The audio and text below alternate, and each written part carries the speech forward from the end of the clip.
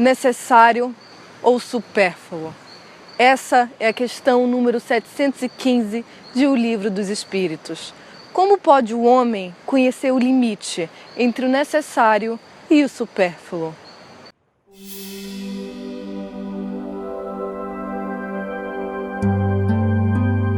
Espiritualidade em gotas.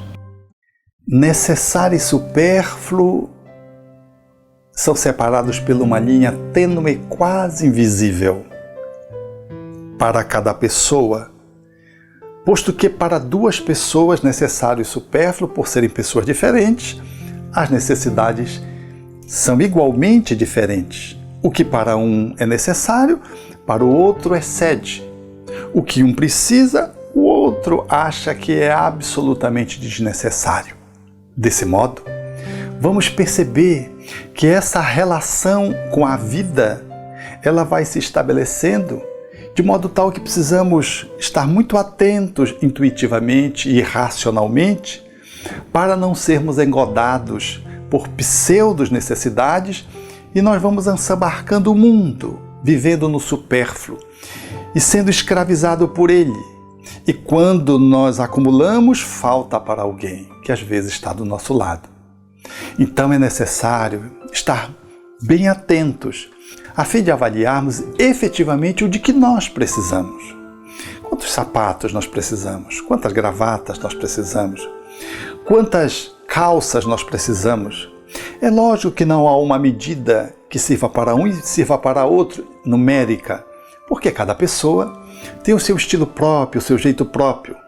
Mas avalie se não tem muitas roupas que você adquiriu e que nunca foram usadas e que já estão há mais de um ano no seu guarda-roupa.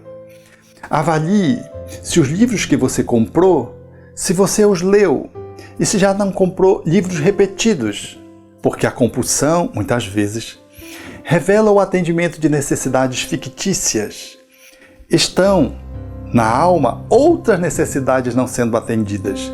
E materialmente nós experimentamos o supérfluo na tentativa de maquiar, de manejar aquela real necessidade que não está sendo atendida, que às vezes é de natureza afetiva, de natureza existencial, de natureza espiritual.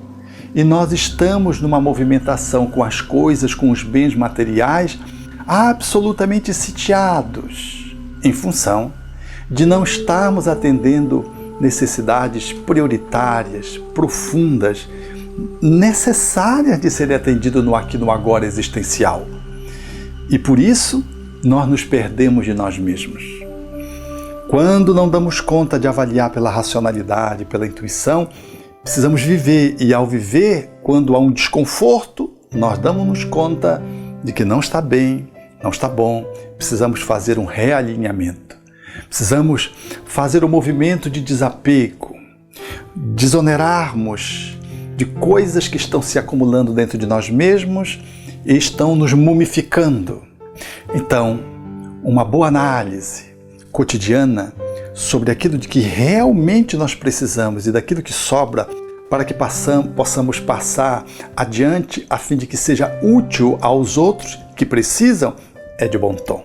Por isso Jesus dizia, para que tivéssemos muita atenção, porque as traças, a ferrugem e os ladrões podem roubar tesouros que nós achamos que são necessários e que efetivamente há de uma outra natureza aquilo de que deve fazer parte do nosso ser por ser eterno e não representa apenas uma circunstância material passageira a qual nos distrai, nos hipnotizando e adiando o nosso despertamento espiritual.